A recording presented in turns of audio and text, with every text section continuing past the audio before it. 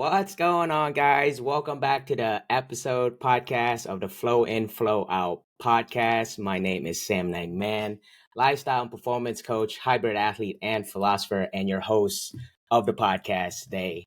And we got a brilliant guest today. His name is David Kaspar, and today we're going to have a truly exceptional podcast. I want to make this a really good one because he's a philosopher as well, similar to me. He's here to help us guide us to live our highest and best life. He's a high performance coach who blends the wisdom of ancient ethics with cutting edge personal development strategies. So he developed a transformative system that charts a path to greatness for 95% of us who are seeking more out of life.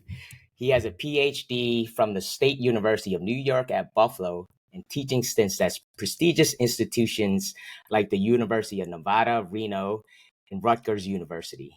David has dedicated his life to exploring the depths of ethics and human potential.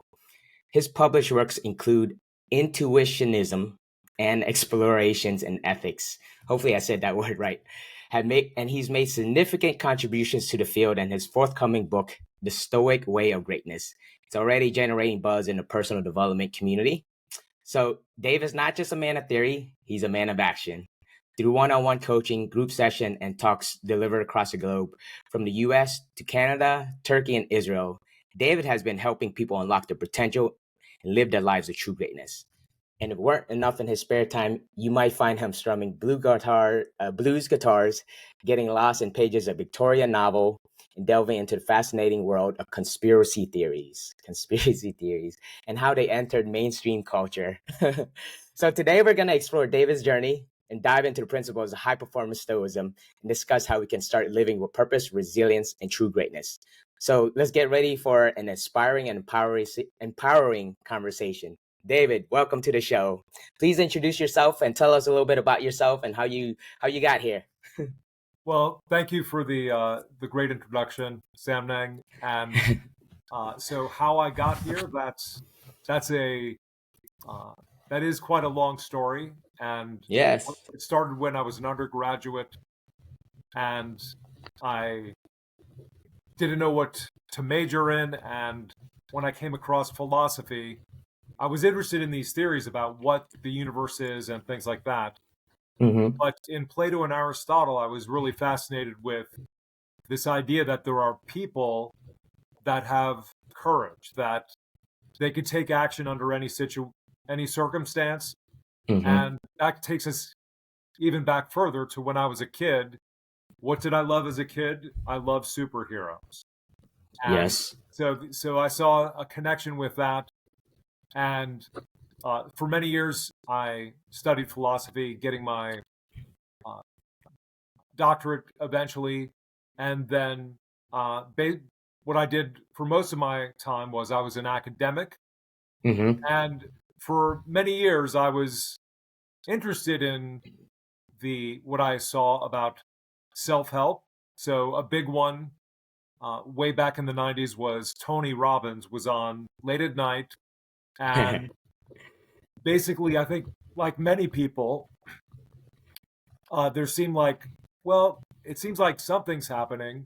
But on the other hand, it seemed goofy or silly or Yeah. and one of the things in personal development that always seemed strange or artificial was people telling themselves, I'm great, everybody loves me. Right. And so a lot of people had fun with that. But when I was a lecturer in University of Nevada, at some point in my time there, I had a pretty rough year. There was a breakup. I didn't get the promotion I wanted, despite being a very effective teacher. And so I was trying to figure out, okay, what can I do? And I said, maybe it's time to check out some personal development.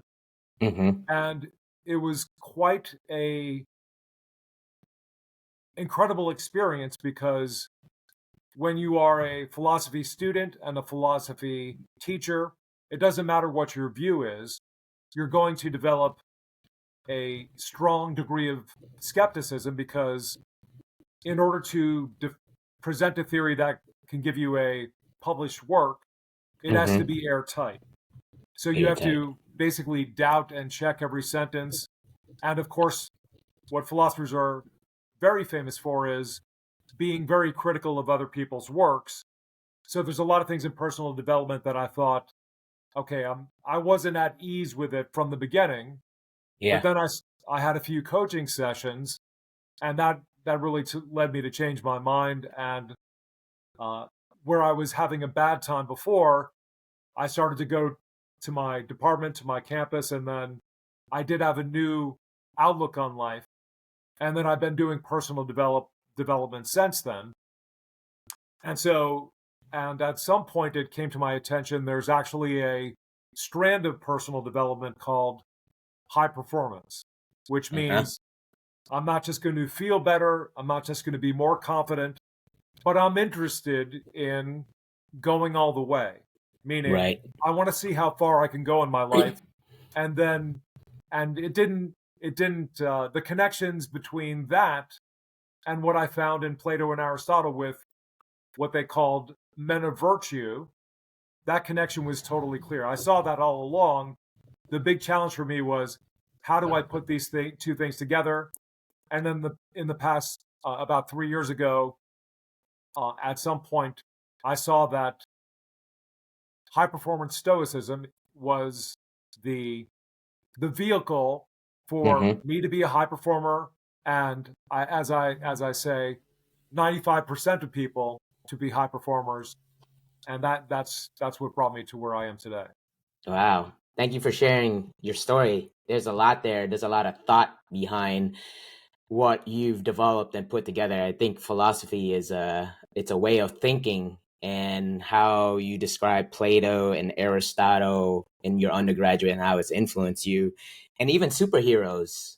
I have superheroes as my inspiration growing up as kids, and it's interesting how you brought up Tony Robbins as well too, and combining the high performance, because he is a performance coach as well too, and both like when I started studying Tony Robbins, that's when I discovered Tony Robbins was during college. And peak performance was something I was like, man, everything he said was so practical. And then how you took Plato, Aristotle, your philosophy, and then applying it to daily life. Has that made a really big impact on your life and like how you operate today? Like, how can Um, people benefit from studying Aristotle and Plato and like developing this type of way of thinking? How can it apply to daily life? oh, that's a really good question. Uh, I would say that everybody should read Plato's Republic, Mm-hmm. and the Stoics were quite influenced by it, and he does talk about virtue quite a lot, and many things that the Stoics talk about that I think everybody can get something out of. You're going to see that already in Plato. And here's just one idea that is very powerful, which is the basic problem that most people have is their mind is not in harmony. Mm-hmm. As Seneca put it, uh, people don't have well tuned minds.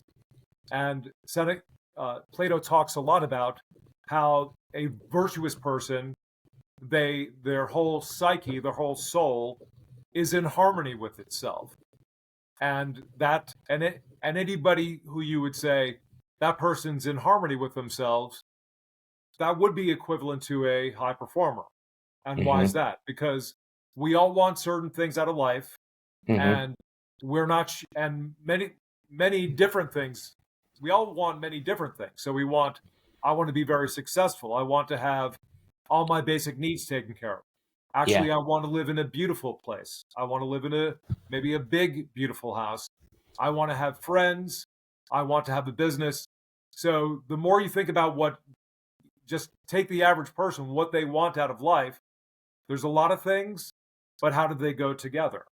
And Yeah. so if you think in terms of just in terms of harmony, this is what I really want. And then if you're in harmony, you're going to act on that. You're not going to say, I really want to be successful. but then when the alarm goes off at 6 a.m., you say, I can wait another Yeah. hour, right? Yeah. So, Yeah. so and that's not the only thing, but that's one of the powerful things uh, in the Republic that I think many people would get. But there's a lot of other stuff in there, no doubt. So it's certainly not.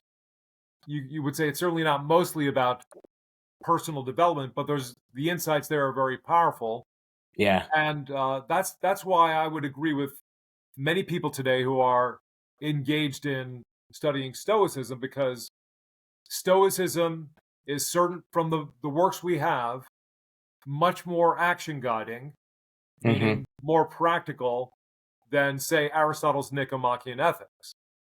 If you just open one page of Epictetus, you start learning about this is what you should do, and he just comes out and says it.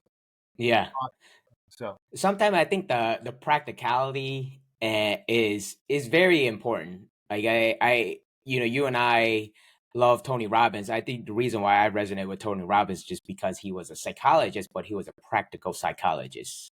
Some of mhm, his tools and tips that he taught, and pulling away and incorporating or bringing down some of the and translating and how it can be practical. I think it's a great way, to think. And I think one of the biggest questions that, like, I think that a lot of people struggle in personal development, and just for me as a coach and just like working with a lot of folks, is the understanding of themselves, developing their own like core values, their idea of what ethics are. And I think a lot of people kind of mix religion and spirituality and philosophy kind of together. And I believe I feel like there's a resurgence in Stoicism, because I think a lot of people are kind of not as going into religion, but Stoicism. And for somebody that has studied it and taught at like universities, your university teachings, and have you taught students and how you've coached them, what type of practical skills, tools, and tips uh, can people use to develop themselves personally, right? And personal development, I believe, helps with every area. If you're in alignment, I think that's what you described, is when you find yourself in alignment with what you're doing, with what you're working, and it seems more effortlessly, right? right. So tell me a little bit about how that your teaching and your studies, and how your students are starting to take stoicism in and apply like some tools and practical tools. Well, the practical tools that and it depends where your viewers, your listeners are. Mm-hmm. And so for practical tools, I would and I have a very simple answer to this, Yeah. and for anyone, and that is do the most important thing you know you need to do every day. Mm-hmm. That that is what I say is the starting point. And one reason I came to this realization is because their personal development is a pretty wide category, Yes. and Yes. people want some people get into things like I want to heal my trauma. Some people Mm-hmm. get into things like meditation, and all those are important things. But what I tell people is, I want to help you with your confidence. I want to help you with your self control, but I want you, by the end of our time together and by the end of the year, to be able to say, I built this. I did something, right? Mm-hmm. I finished my first book. I wrote just one page a day. But so many people, and you know this. You probably dealt with this many times with people, that sometimes the personal development can become a new procrastination device. Mm-hmm. So Yeah, but here's definitely. the thing. Here's the thing. If you just say, do the most important thing you know you need to do, whether it's a half hour, an hour or 2 hours, that's a good starting point. And Stoicism, what makes Stoicism different than a lot of things in personal development is it is comprehensive. So it gives you, here's the whole view of the universe. Mm-hmm. Here's what the human mind is like. Here's how it works. And the the way I would relate personal development and you mentioned people getting into religion and people getting Mm-hmm. into Stoicism. One thing that I think has been missing in personal development is the comprehensive picture. Yeah. And so that's not to say that everybody has to, think about that now or worry about that now. But here's a basic here's a way to speed up your results no matter what kind of personal development you're doing. And it is okay, here are some techniques. And I'm glad we're going to talk about techniques today uh Yeah. because I have a lot to give people. But here's the basic big picture thing to think about. Okay, on the one hand, here are a bunch of techniques to give you, Mm-hmm. and that's, let's say that's person A.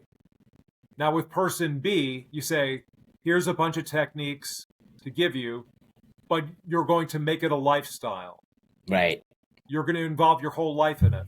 Yeah. And just anybody that's listening to this will say, okay, I can pretty well see that someone who's looking at things from that perspective, which is I'm making it a lifestyle choice, they're going to have quicker results than anybody. So this may not sound like a practical tip, but here's my practical tip.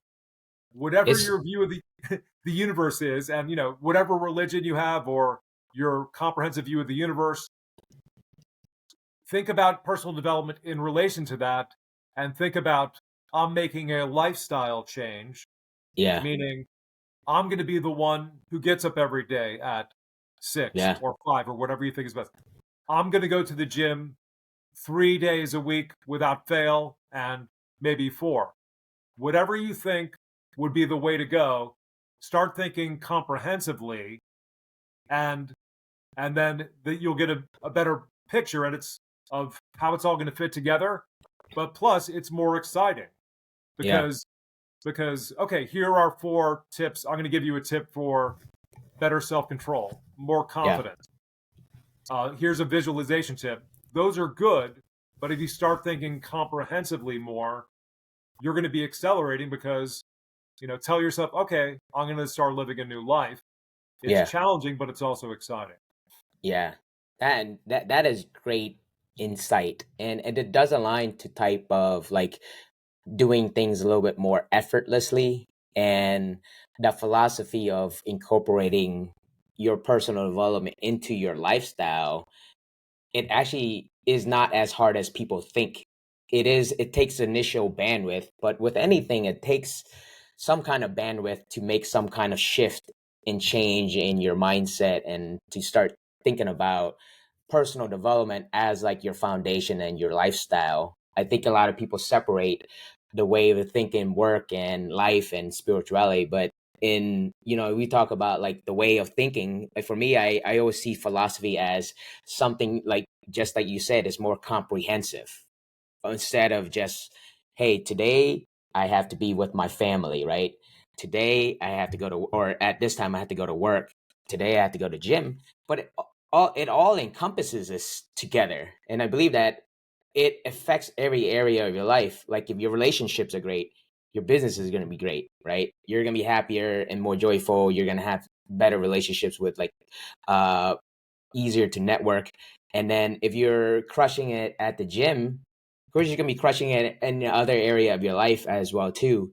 And I think that those theories, that's something that I developed as well too. And it's something that I think is very interesting. People that have very different ways of thinking, especially like philosophers, very like nuanced ways of thinking.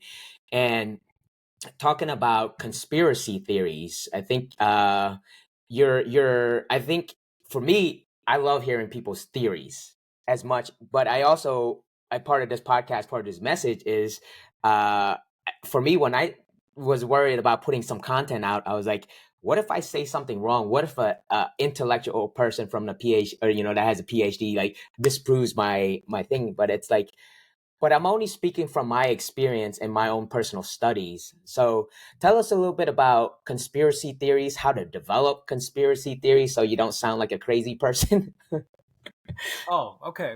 Well, I think the reason more people are interested in conspiracy theories now is because the people that are in charge Yes.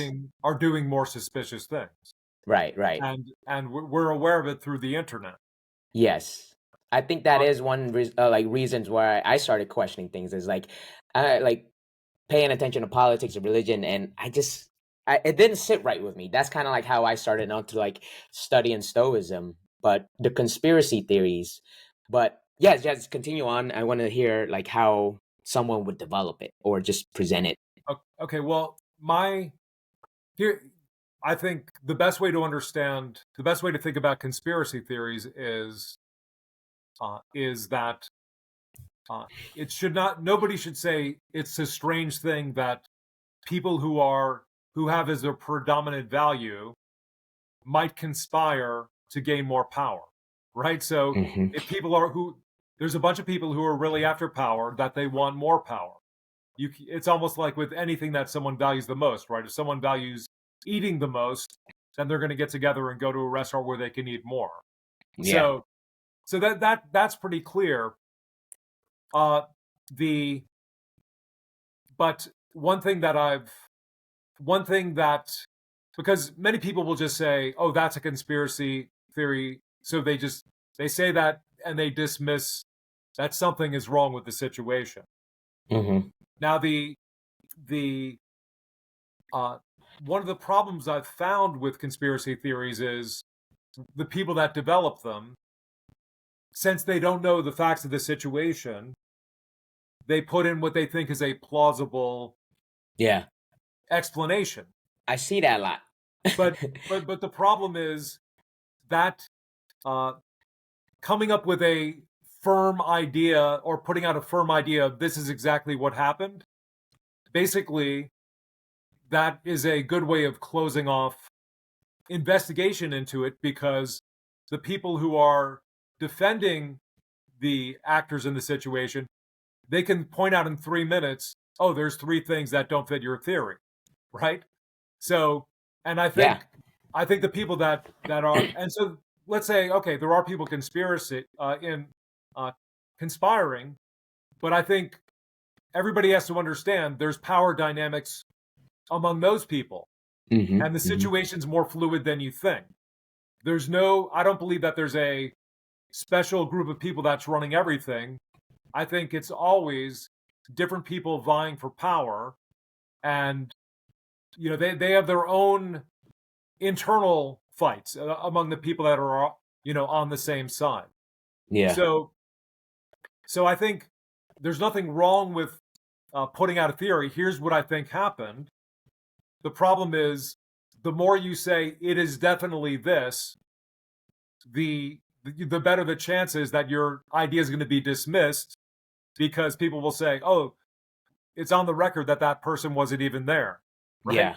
So Yeah, if you it's like a dichotomy, right? It's like a balance yeah, of like you want to prove it, but also be like you also got to be able to check the way you're thinking, the way you're checking like your facts as well, too. that Correct? that's right. Yeah. And I think for people that are interested in investigating events, the best thing they could do is have the facts about previous attempts Yeah. uh, of the government to do certain things, and so and take Alex Jones, right? So you could point out theories where okay he was wrong about that. Where he's strongest is he will say okay there's government documents showing the government planned to do this really bad thing, Hmm. right? Which is interesting enough that they were planning it. Is So Alex Jones a politician or can you tell me who he is? Alex Jones is he's a you consider him a politician. Yeah. He's a conspiracy theorist, right? Conspiracy. So That's his title? and he's an entertainer, and Okay. a lot of people say he's a nut. Um, but I think the because you will get more views if you say something definite. Yeah. But Or a the little controversial, right? I think that's kind of like uh exactly yeah. yes. I, So there's an entertainment factor, and I would say and people are going to do it, but I think yeah. if you want, I'm after the truth. I'm a philosopher, so Yes. I want to look at the facts, and so if someone says this looks like there might be some conspiracy behind it, I think it would be more effective if they floated a couple possibilities, Mm-hmm. that's not as exciting. People like Yeah. definite things. So Yes. I think conspiracy theories is definitely an interesting topic because I always have my theories, and that's how I develop, kind of like my way of thinking. And one of my theories, I think it's a little controversial to other people think it is. It's the idea of the matrix. All the okay, systems, like and you probably have heard of it before. Is as you go through the school systems, like from kindergarten to high school, you get labeled these certain things, right? So I coach people, and a lot of them, it's like, oh, I got diagnosed with learning disability. As I went to school, I got labeled as ESL, English as a second language, or had a learning disability. right, And some people hold on to those identities. And for me, part of like teaching and coaching is like those systems, that is just to label yourself. And that actually goes, for me, it's just like it goes through adulthood. It goes into college. It goes into your work system. It goes into the political system. It goes into the medical system. And just being aware of it, for me, it's just like I tell people, it's like one of the big thing is that you have to be aware of this. And if we like, as we talk about like philosophy is meant to develop courage so you could question these things and right, develop outside of it. And I understand. I tell people, it's like, I think the matrix and the big systems, they're here to help everyone, the big general population. But as we're talking about philosophy is a personal way of thinking and creating alignment with what you want, right? And right, sometimes you do have to go against like the status quo or the narrative. And that I think a lot of people have that challenge of speaking up, and talking about that. Are there any advice for any like coaches, influencers, teachers that are developing this but having that struggle of developing that message? Yeah, I think that's where a lot of people have, but they're kind of stuck on like, I need to develop this message. Because when I have personal one-on-one conversations, people tell me exactly what their worldview is. They tell me what their theories are, but they're afraid to kind of just put themselves out there and explain this. But for me, right. I've used philosophy and courage as like root foundation, and I'm able to say what I needed to say and even check. I'm open to saying if I said something wrong, I will go and fact check it, and then I will update my theories Right. or like how I explained. But yeah, tell us a little bit about that. I'm sure you work with people doing that, um, as you're coaching.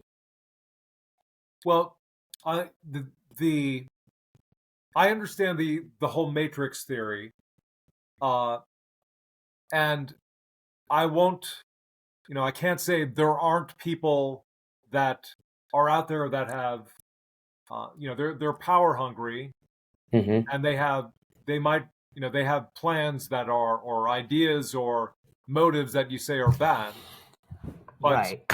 but I think it's important to keep in mind that the people that are working throughout the whole system, most people are just, they're doing things out of habit.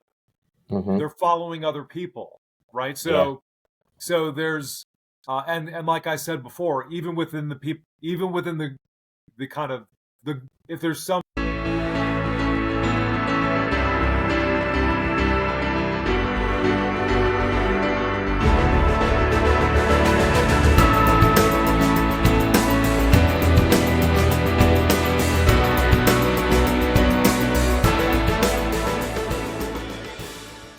Guys, thank you guys so much for listening to this podcast. My name is Sam Nang, and I just wanted to take a moment and thank you guys for listening to the Flow In, Flow Out podcast. It's been great to have your support, and I want to tell you a little bit more how you can support the community and how we can support you as well too. So, if you like the Flow In, Flow Out podcast, the message that we're putting out, the information, the content, please subscribe to the channel on YouTube. Please subscribe to the channel on Spotify. Please like it. Please share it. Please share an inspiring message.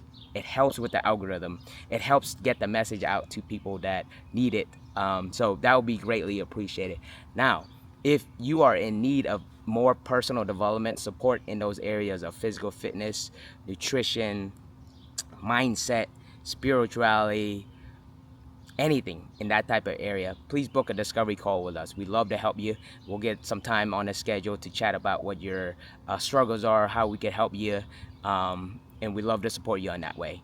And if you are interested in being a part of uh, being a guest on the podcast, please let me know. If you have an inspiring story, you have something that you want to share, if you have a message that resonates that's similar to what we're sharing here on the Flow In, Flow Out podcast, we welcome you to be part of our show. We're super excited where the growth and the community is growing. So we look forward to having you here, and we look forward to working with you. And thank you guys so much for the continued support and the love, and we'll continue to keep putting out the good vibrations out there to help elevate the collective vibrations. And thank you guys so much.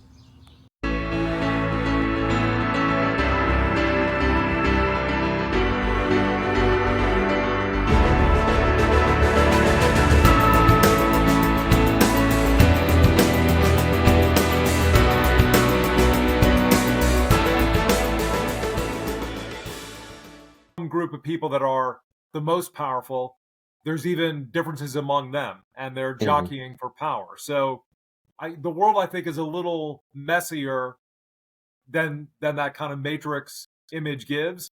But I would agree that there have been events where somebody is totally canceled on every platform at the same time. And then then people start thinking, okay, maybe there is a matrix. Yeah. What do you think about that? I think it's cancel culture. I mean, it's a real thing, but it's like there's some people that I know that's been canceled, and I'm like, there's some good stuff there, right? Not necessarily. It's like when I study and listen to people and mentors, and I listen deep down to the message of what they have, and I think cancel culture goes into like that person as, okay, that person's bad, but that's also ethics, right?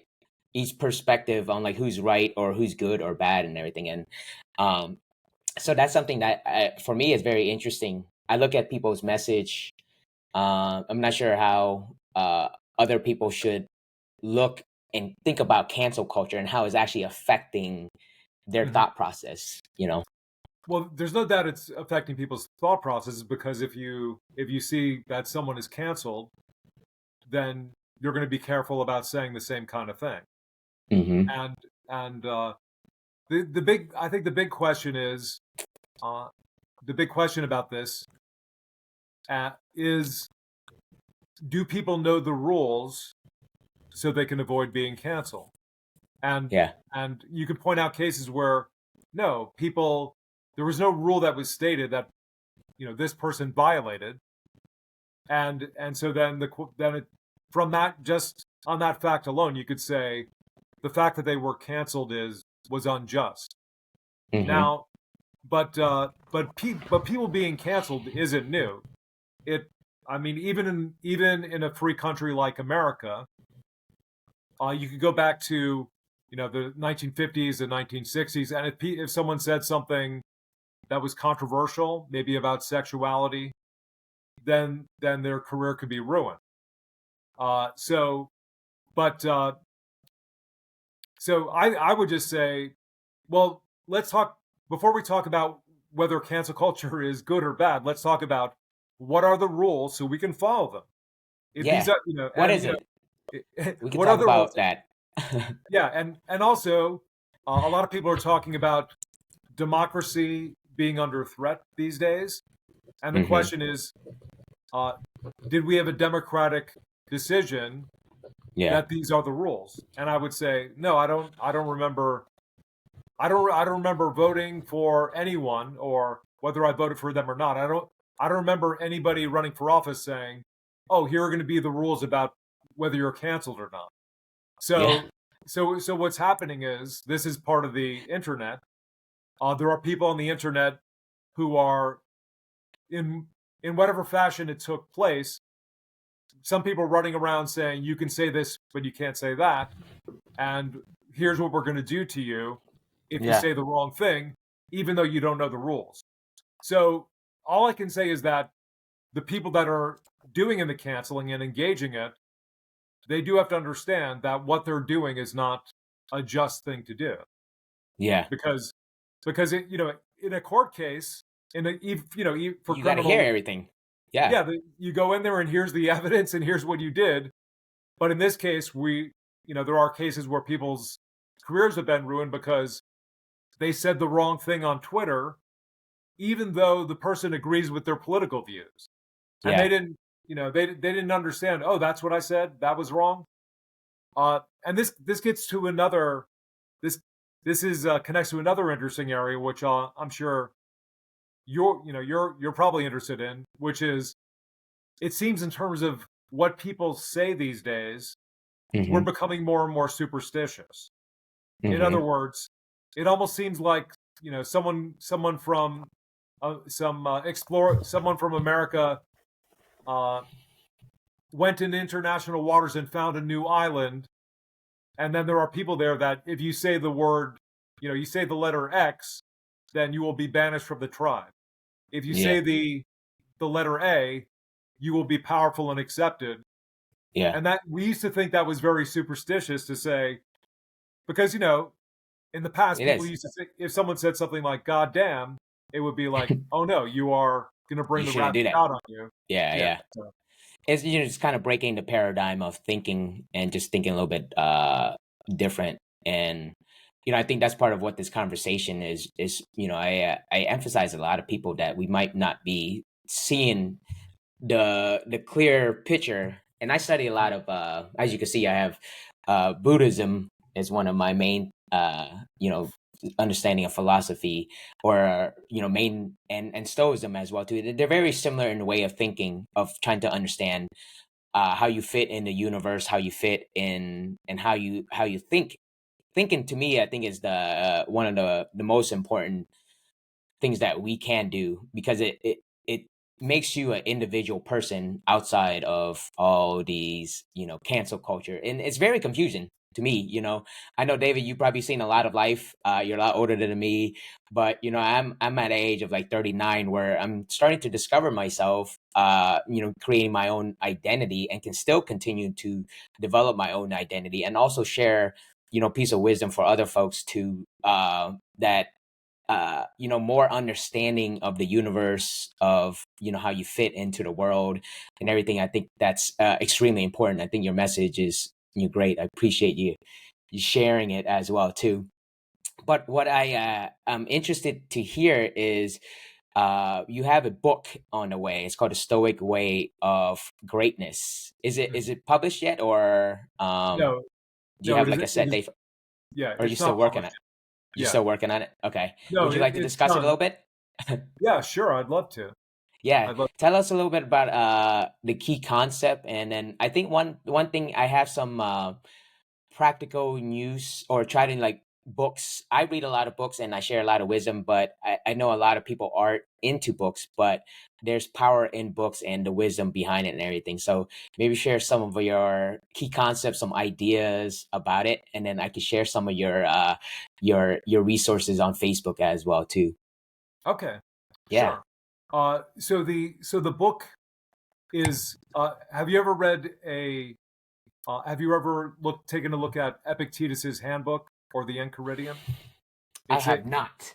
okay. So to be so with Okay. Stoicism, I really do love Stoicism, but it's very Yeah, hard for me to read it and translate it. So I okay. actually read a lot of people that translate it, and one of the main person that I read that translate, and of course you're an author, you're translating some of these writings, is Ryan Holiday. Sure. He writes a lot about Stoicism and some of those, but I have not read it. But please Okay. enlighten us and fill us in about some of the teachings. Okay. So the style of his writing is so just and there are one of my favorite Buddhist texts, the Dhammapada, Hmm. is an example of this style. So Okay. it's they are sometimes called sayings or aphorisms or maxims, and they are brief statements that are that give you a lot to think about and are good to guide your life by. So here's Yes. Epictetus's most famous statement: some things are in our power, and some things are not in our power. Hmm. Okay. And well, what's the importance of that? Well, think about the problems that you have today and think about how many of them are in your power. And by in your power, I mean with reason, with your mind, with reason, you can change that problem. So I'll just give you a example that many people working sometimes face. You're in your job, you're doing a good job, you think you're doing a good job, and Mm-hmm. then on Friday there's a rumor, hey, I heard the boss is going to fire you.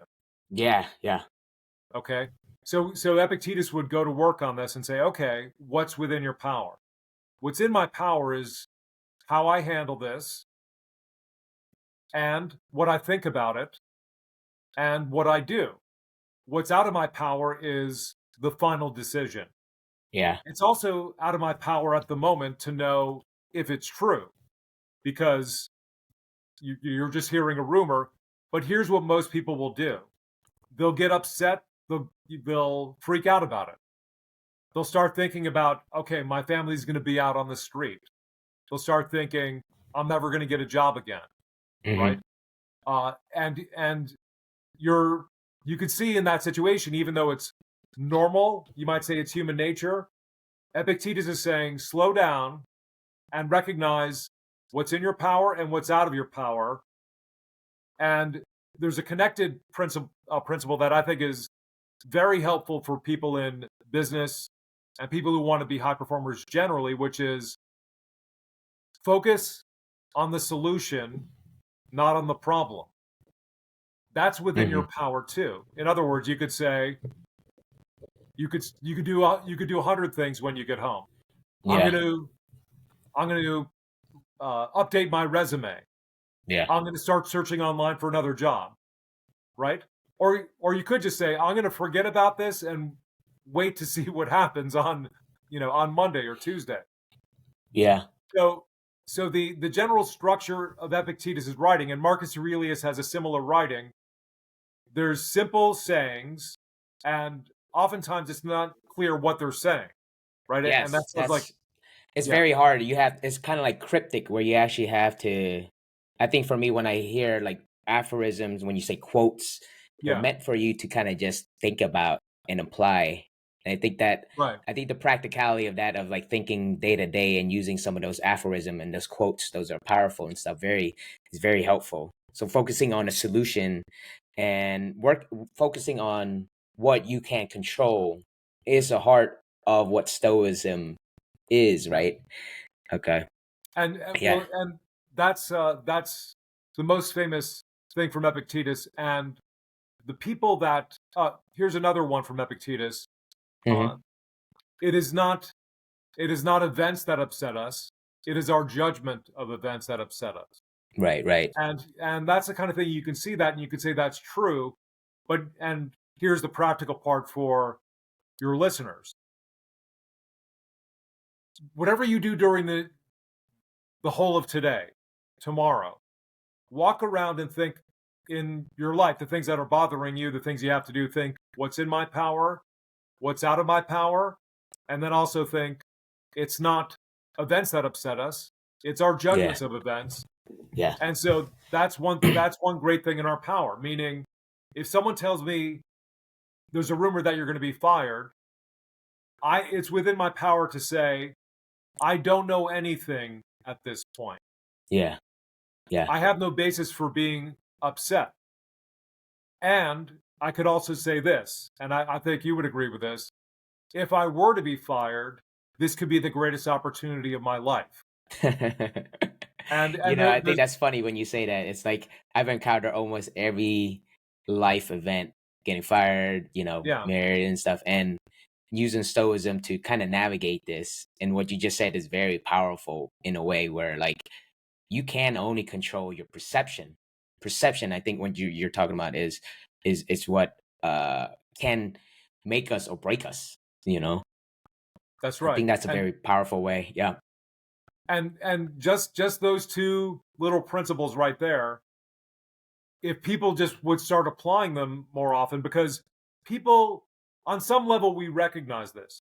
We're the ones who upset ourselves, Mm-hmm. because what happens is that commuter is driving home, and he's thinking about my kid's college fund. I'm going to have to take, I'm going to have to take money out of this. Yep. We're going to have to move to an apartment. these are all judgments that this man in the case we're considering, he's creating more and more fear, but he doesn't recognize it because he thinks he's being rational. Yeah.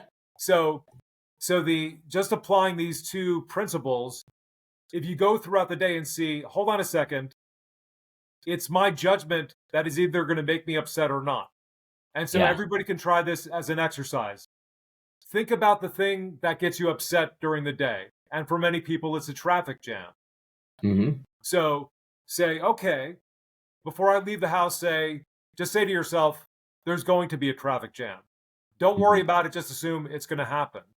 And then when it does happen, recognize within yourself, you're going to see your mind like you're going to see, like different, like a scene in a movie you're going to see, or inside your own mind. Okay, I'm going to be late. My boss is going to be met. That's what you have to catch yourself from doing. Yeah. And if you don't do that, then you won't be upset. Now, for most people, they're still going to be a little upset. They're going to be a little nervous, but you will start to see a difference in how you respond to things if you just. And let's add another Stoic principle here, which Epictetus talks a lot about: delay. Yeah. Delay is the gap that you create so you can take control of your mind again. And that's the first thing. Okay, here's a traffic jam. Hold on, David. I'm saying to myself, let's watch the mind. And then okay. So just little things like that. And so you were asking about my book. My book is not a regular book in terms of me explaining a lot of things about Stoicism or my program, High Performance Stoicism. Mm-hmm. What it is I do the whole book in an Epictetus style. So Okay. it's short sentences or maybe 2 or 3 sentences, and so basically it's is crafted so that you can contemplate what to do. You can contemplate the ideas and tie it to your life. So Yeah. basically, in a way, it is the quickest way to think about it is it's high performance stoicism, but it's put in the form of different sayings. So Mm-hmm. in a way, I'm adopting the style of a Stoic like Epictetus or Marcus Aurelius. Yeah. That's great. I think that is fantastic insight, and I appreciate you sharing. It's really good. And so the book is more of you embodying the philosophy, right? I think that is something that I emphasize a lot too when I coach people, is that when you start to study philosophy, is that you actually start to become your information. You start to become the things that you're experiencing, the things that you want to learn, and who you're actually becoming. And then it Right. doesn't have to, it becomes more intuitive. But also too, I think in the approach that you're saying, or what you're saying is that you're also anticipating, right? I think anticipation and preparing for things that will come, right? Mm-hmm. I don't think we prepare enough for negative things or potentially might happen. And when you do become and you overcome that, you become, I think, more a resilient person. I think you become more of a courageous person, that you understand that you're able to go through a lot of like hard things. And I Right. think for me, philosophy and help in my life is to help reframe a lot of things that I perceive that might be negative, especially like Right. if I work with entrepreneurs and personal people. It's like our brain is meant to really just focus on negative things. If we really Mm-hmm. focus enough on negative things, it will eat us alive. But we have to kind of reprogram ourselves through way of thoughtful thinking. And that to me is like anticipating problems that will happen and learning how to resolve it. I think makes you a stronger person. But I'm looking forward to your book. So let me hear one. So you kind of, when you talk about aphorism, those are quotes, right? Those are basically just quotes Yeah. that make you like think. Do you have one good, or let's talk about this, and maybe we'll leave the audience with one good quote at the end of it, and I'll give you some time to think. But I want to tell you, I want to show the audience members how to get in contact with David here. I pulled up his Facebook page, and you have a Facebook group as well too. So tell us a little bit about that. You have your book coming out to kind of help guide us in the personal development journey, and tell us a little bit about your Facebook group here. And then I do want to hear, like, leave us with one inspiring quote to help us think and contemplate our personal development journey. Okay.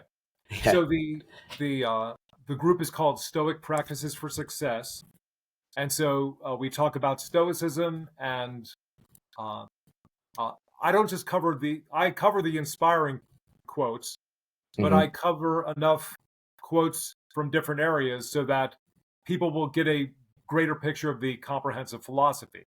Mm-hmm. And so there it is. Thank you. Yes, yes, there it And is. and so the discover experience the power of harmonizing with reality.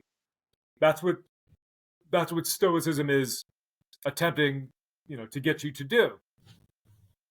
And it's great that you're getting so much out of Buddhism, because when you bring a comprehensive philosophy into your personal development, it gives you that it not only gives you that capability of having everything come together in a lifestyle change, Mm-hmm.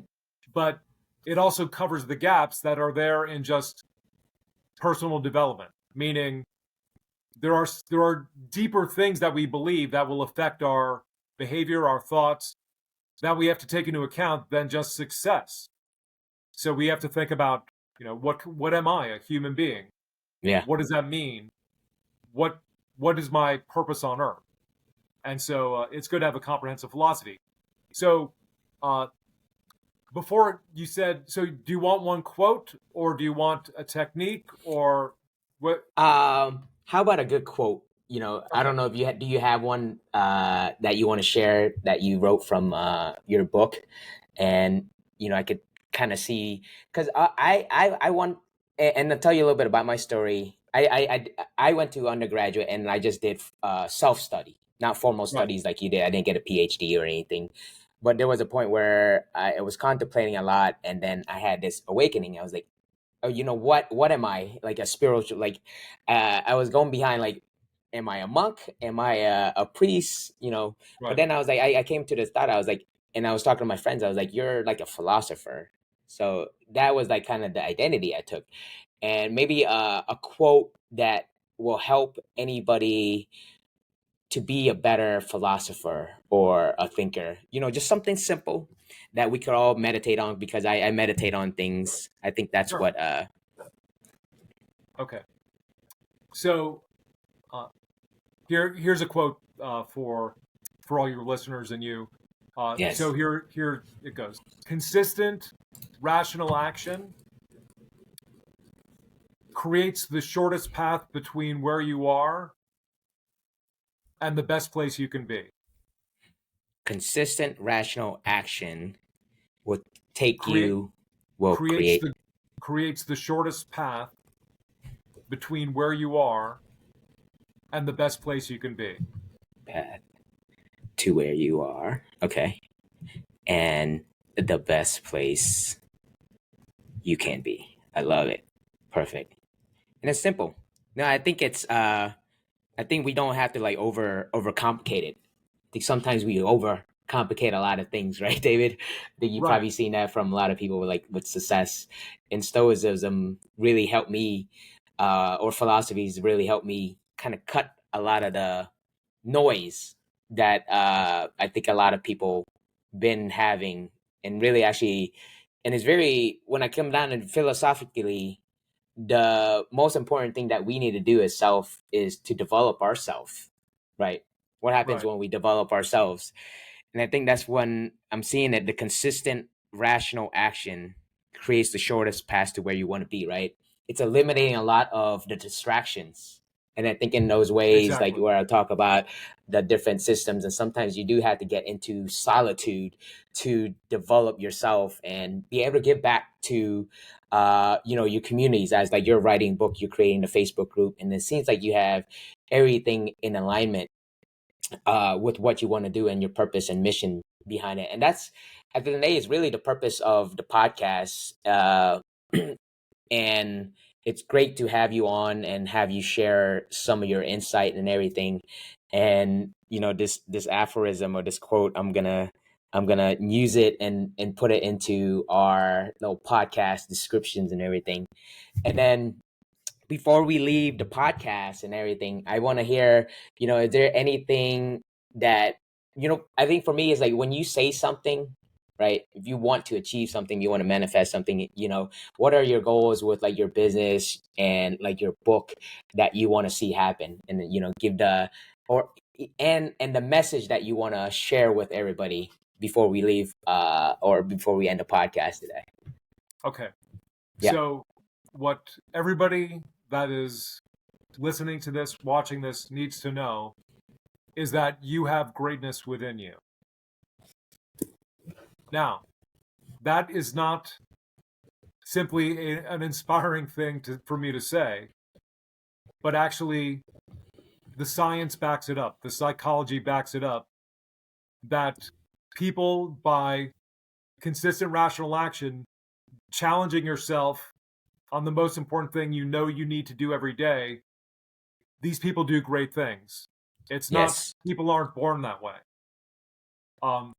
So that's what, and so what I want out of my work and my book, Yes. and my courses is that I want to hand people the keys to freedom and greatness. Freedom and greatness. I love it. I think that is a great message. And freedom's a feeling that I think a lot of people do not have or might not be completely aware of it. I think that freedom to express yourself in thought, in writing, in your art, I think that's an important topic. But we'll leave it at that for people that are listening to our podcast. But greatness is within you and freedom is within you. So that's wonderful. I think we got some great insight on here, and I'll definitely be contemplating and meditating, and I'll be on the lookout for your book as well too, and participating in your discussions. And I think discussions, help gives us a better understanding of ourselves and the universe around us, and how we fit in there, and how we give back and contribute. As with our podcast, the mission is to elevate consciousness. Right. At the end of the day, I think consciousness, our thoughts, how you think, vibrations, our energies together can align and teach each other to how to grow, right? In different ways. Have Buddhism, study Stoicism, you study Stoicism. I hope we have great influence on each other, and we could, bring this information out there to people to better themselves, and to find that greatness within them, and then get that freedom. That freedom is a feeling that I don't think a lot of people will, a few percentage of people will be able to express themselves, unapologetically. But that's the Flow In, Flow Out podcast. David, you want to say one last thing before we head out? But I think this is a great discussion that I had, and really enjoyed having the time to philosophize with you. Is that a word? The word I is made that up. okay. Here's a word for people, and not everything you need to hear is going to be profound. Uh-huh. So I would just say to everybody, go for it. Go for it. Perfect. Perfect. I love it. I think we have this hour-long discussion, but at the end of the day, it is what you do after, with the new information, with the new insight, with the new way of thinking. Well, fantastic, David. Thank you. I appreciate you coming on and sharing your wisdom, and best of luck with everything. And we'll hope to hear from you soon, okay? Okay. Thank you so much.